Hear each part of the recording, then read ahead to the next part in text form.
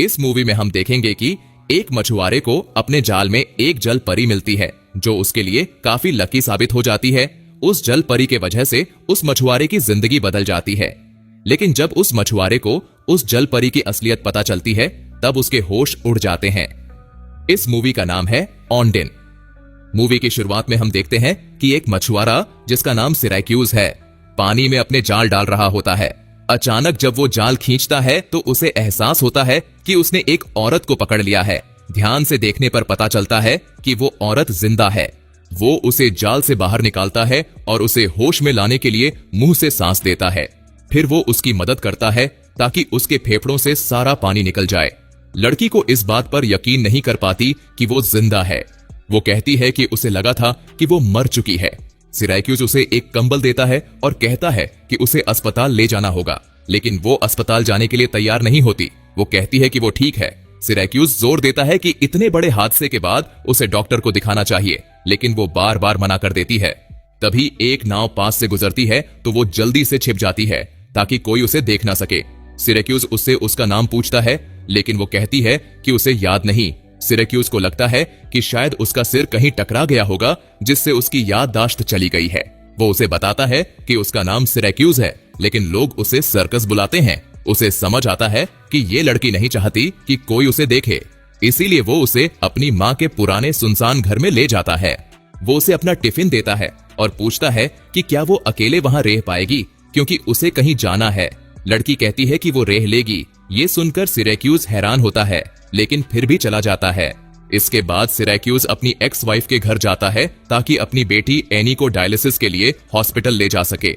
Any disabled है। सिरैक्यूज उसे गोद में उठाता है और पूछता है कि क्या उसके साथ हाल ही में कुछ अजीब या जादुई हुआ है।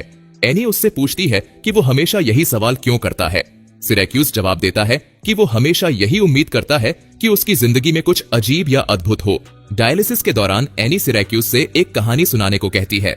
सिरैक्यूज उसे एक मछुआरे की कहानी सुनाता है जिसने अपने जाल में एक औरत को पकड़ा।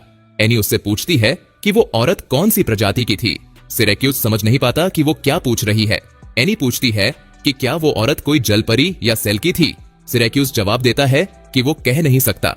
बाद में सिरैक्यूज एनी के लिए एक ऑटोमेटिक व्हील चेयर लेकर आता है ताकि वो खुद घूम सके। वो उसे घर छोड़ने जाता है जहां उसकी एक्स वाइफ बताती है कि एनी को किडनी ट्रांसप्लांट की जरूरत है, लेकिन डॉक्टर को अब तक कोई सही डोनर नहीं मिला है। इसके बाद सिरैक्यूज वापस उस रहस्यमयी औरत के पास जाता है और देखकर चौंक जाता है कि वो अब भी वहीं है। वो पूछती है कि उसे इतना आश्चर्य क्यों हो रहा है। सिरैक्यूज कहता है कि उसे लगा था कि शायद ये सब उसने बस सपना देखा था। वो अपनी नाव को मछली पकड़ने के लिए तैयार करता है तो औरत पूछती है कि क्या वो उसके साथ जा सकती है। सिरैक्यूज कहता है कि मछली पकड़ने की नाव पर औरतों का जाना अशुभ माना जाता है, लेकिन फिर वो अपना मन बदल लेता है और उसे अपने साथ ले जाता है। सिरैक्यूज हमेशा की तरह मछली पकड़ने में संघर्ष कर रहा होता है। वो औरत से पूछता है कि क्या अब उसे अपना नाम याद है। वो कहती है कि वो उसे ऑनडाइन बुला सकता है। सिरैक्यूज पूछता है कि इसका क्या मतलब है। वो जवाब देती है कि ये एक ऐसी औरत का नाम है जो समंदर से आई थी। फिर वो एक अनजान भाषा में एक खूबसूरत गाना गाने लगती है। जैसे ही वो गाना गाती है, सिरैक्यूज अपना जाल खींचता है और देखता है कि इस बार उसने कुछ लॉबस्टर पकड़ लिए हैं। उसे ये अजीब लगता है। वो फिर से एक और जाल पानी में डालता है, लेकिन इस बार वो खाली निकलता है। फिर वो ऑनडाइन से गाने के लिए कहता है। जैसे ही वो गाना गाती है, वो जाल पानी में फेंकता है और जब निकालता है तो उसमें कई लॉबस्टर फंसे होते हैं। उसे समझ आता है कि वो उसके लिए लकी है। वो उसे लॉबस्टर के पंजे बांधना सिखाता है। वो पूछती है कि क्या उसे हमेशा इतने लॉबस्टर मिलते हैं। वो जवाब देता है कि ऐसा बहुत कम होता है। फिर सिरैक्यूज कहता है कि अब वो इन्हें बेचने शहर जाएंगे और ऑनडाइन को उसके गाने के बदले उसका हिस्सा मिलेगा। लेकिन वो कहती है कि वो उसके साथ नहीं जाएगी क्योंकि वो नहीं चाहती कि लोग उसे देखें। वो कहता है कि उसने तो उसे देखा है, लेकिन वो जवाब देती है कि सिर्फ वही उसे देख सकता है। सिरैक्यूज लॉबस्टर बेच देता है और मिले हुए पैसों से ऑनडाइन के लिए एक ड्रेस खरीदता है। फिर वो अपनी बेटी एनी से स्कूल में मिलता है और डायलिसिस के दौरान जो कहानी सुना रहा था उसे आगे बताता है। वो कहता है कि समंदर से आई रहस्यमयी औरत एक अजीब भाषा में गाना गाती है और उसकी आवाज से सारे लॉबस्टर उसके पास आ जाते हैं, जिससे मछुआरे को उन्हें पकड़ने में आसानी होती है। एनी कहती है कि वो जरूर एक सेल्की होगी, क्योंकि सेल्की वो जादुई जीव होते हैं जो आधे इंसान और आधे सील होते हैं।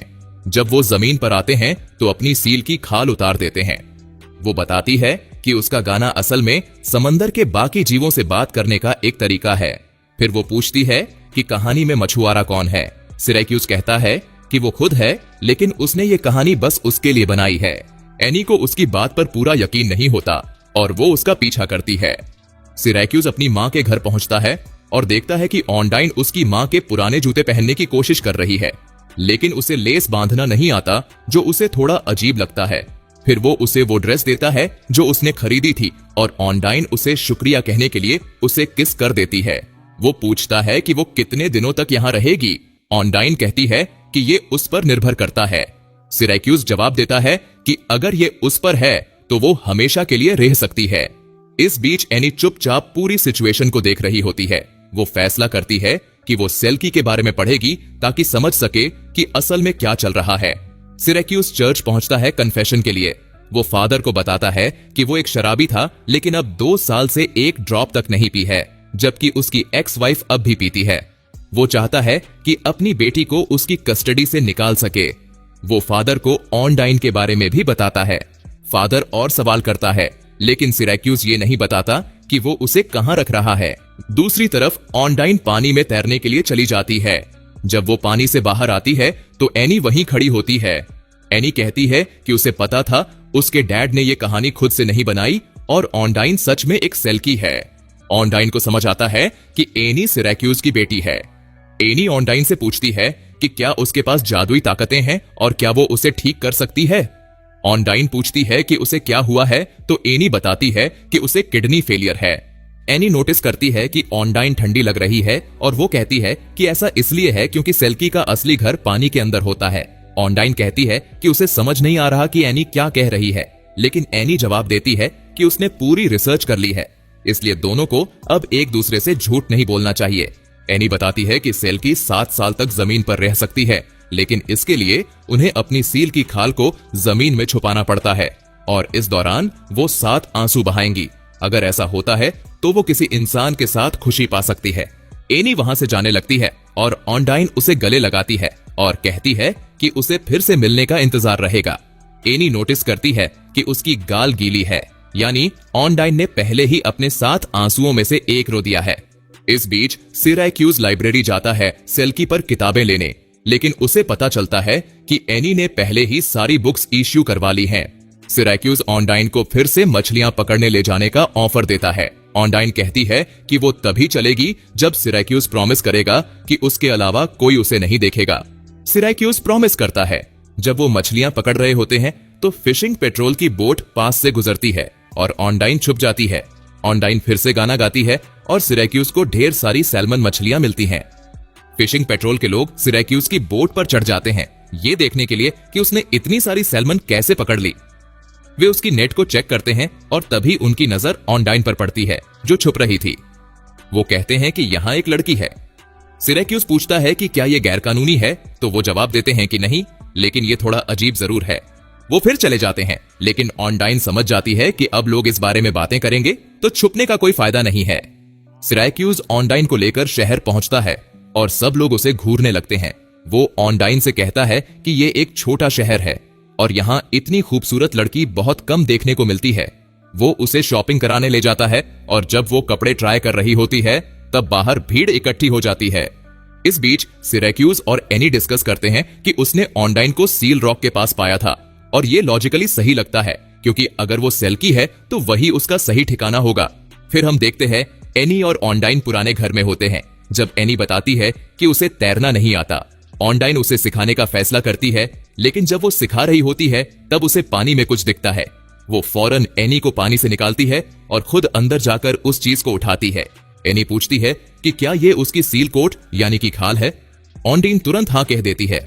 वो कहती है कि इसे जमीन में गाड़ देना चाहिए ताकि वो 7 साल तक जमीन पर रह सके। फिर एनी और ऑनडाइन मिलकर उस रहस्यमय चीज को जमीन में दफना देते हैं और ऑनडाइन एनी से प्रॉमिस लेती है कि वो किसी को भी इसके बारे में नहीं बताएगी। इसके बाद एनी, ऑनडाइन और सिरैक्यूज समंदर किनारे जाते हैं। वहां एनी सिरैक्यूज को बताती है कि ऑनडाइन 7 साल तक किसी इंसान के साथ रह सकती है जब तक कि उसका सेल की पति उसे लेने ना आ जाए। वो ये भी बताती है कि सेल की विश भी पूरी कर सकते हैं। इसी दौरान एक आदमी शहर में आता है और किसी को ढूंढने लगता है। इसके बाद सिराक्यूज एनी को घर छोड़ता है और उसकी माँ बताती है कि एक काले बालों वाला आदमी पूरे शहर में किसी को ढूंढ रहा है, लेकिन वो जिस नाम से पूछ रहा है वो ऑनडाइन का नाम नहीं है। सिराक्यूज और ऑनडाइन घर पहुंचते हैं और ऑनडाइन पूछती है कि लोग उसे सर्कस क्यों बुलाते हैं। सिराक्यूज बताता है कि पहले वो बहुत शराब पीता था और बेवकूफी भरी हरकतें करता था। ऑनडाइन पूछती है कि उसने शराब पीना क्यों छोड़ा। वो बताता है कि एक दिन जब वो घर आया तो उसने देखा कि एनी बेहोश पड़ी थी और उसकी माँ नशे में धुत थी। उसे एहसास हुआ कि उनमें से किसी एक को तो सोबर रहना होगा ताकि एनी का ध्यान रखा जा सके, इसलिए उसने शराब छोड़ दी, लेकिन उसकी बीवी ने उसे घर से निकाल दिया। वो सिर्फ एक मामूली मछुआरा था, इसलिए सरकार ने एनी की कस्टडी उसकी माँ को दे दी। इस दुख भरी कहानी के बाद दोनों के बीच नजदीकियां बढ़ती हैं और दोनों इंटीमेट हो जाते हैं। इसके बाद सिराक्यूज चर्च में फिर से कन्फेशन के लिए जाता है। वो फादर को बताता है कि ऑनडाइन उसके लिए लकी साबित हो रही है, लेकिन उसे चिंता है कि इसका अंजाम या तो बहुत अच्छा होगा या बहुत बुरा। चर्च के बाहर वही काले बालों वाला आदमी उसका इंतजार कर रहा होता है। वो सिराक्यूज से पूछता है कि उसने उस लड़की को क्या नाम दिया जिसे उसने समंदर से निकाला था। सिराक्यूज जवाब देने से मना कर देता है। इधर ऑनडाइन घर में सो रही होती है जब उसे बाहर हेडलाइट्स की रोशनी दिखती है। उसे समझ आ जाता है कि वो वही काले बालों वाला आदमी है और वो फौरन छुप जाती है। उधर सिराक्यूज एनी को उसकी डायलिसिस अपॉइंटमेंट से घर छोड़ने जाता है, लेकिन घर लॉक होता है। चाबियां उसके एक्स वाइफ के पास होती हैं, जो इस समय किसी बार में होती है। सिराक्यूज के पास कोई और ऑप्शन नहीं बचता, इसलिए उसे एनी को उसके पास ही छोड़ना पड़ता है, जबकि वो ऐसा बिल्कुल नहीं चाहता। सिराक्यूज घर पहुंचता है और देखता है कि पूरा घर बर्बाद हो चुका है। वो फौरन ऑनडाइन के लिए परेशान हो जाता है और उसे ढूंढने निकलता है। उसे ऑनडाइन छुपी हुई मिलती है और वो पूछता है कि क्या हुआ। ऑनडाइन बताती है कि वही सेल की पति आ गया है जिसके बारे में एनी ने बताया था और वो उसे वापस ले जाने के लिए आया है। सिराक्यूज मजाक में कहता है कि अगर ऑनडाइन सच में विश पूरी कर सकती है तो क्यों नहीं वो विश मांग ले कि वो आदमी चला जाए।